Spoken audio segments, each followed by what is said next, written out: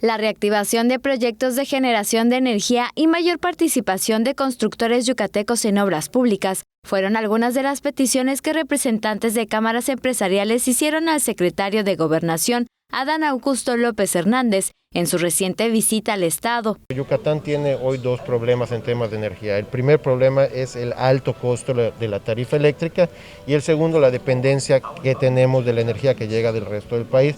Si nosotros logramos incrementar nuestra generación local a base de energías limpias, llámese con gas natural o con fuentes renovables, pues vamos a estar teniendo o pudiendo acceder a un costo de energía más competitivo y vamos a eliminar también nuestra dependencia de la energía que se trae del resto del país. De las estrategias para garantizar la eficiencia energética, la Canacintra pidió certeza a los 19 proyectos que obtuvieron permisos de la Comisión Reguladora de Energía, pero que se suspendieron por la incertidumbre que generó la iniciativa de reforma a la ley eléctrica. Por su parte, la Cámara Mexicana de la Construcción dijo que está preparada para demostrar su capacidad tecnológica y humana y cumplir con obras que el gobierno federal proyecta realizar, como el Parque de la Plancha, el Tren Maya y la rehabilitación de escuelas públicas.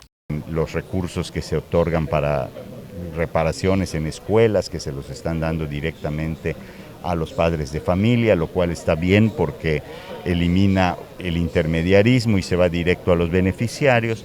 Pero hay que comprender que los padres de familia no necesariamente tienen la formación académica ni la experiencia para poder elegir correctamente a una empresa. Muchas veces solo pedir una cotización y que te llegue un papel donde dice un precio no necesariamente garantiza que esa empresa te va a cumplir y que va a hacer bien los trabajos. Entonces queremos participar también en eso. También pidieron mayor inversión en obras públicas porque se genera importante derrama en el sector. Con imágenes de Efraín Rodríguez, Mayra Vences, Teleyucatán te informa. Teleyucatán te informa, lunes a viernes, 8 de la noche. Síguenos.